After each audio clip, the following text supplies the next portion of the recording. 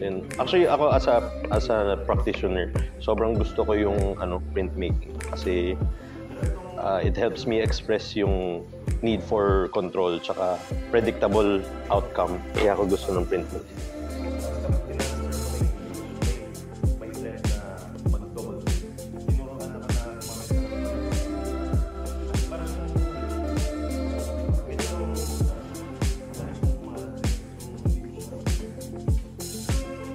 Ako kasi yung most ng forms ko abstracted na mga structure.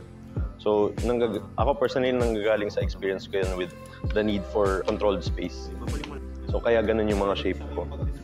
So yun yung pinagdodrawan ko ng inspiration, mga structure, mga photographs ng mga building.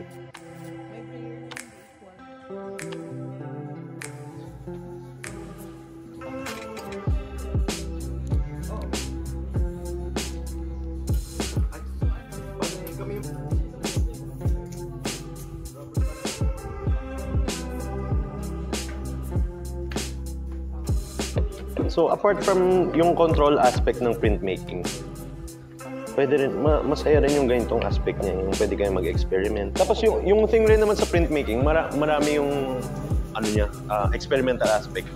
So it's just a matter of trying.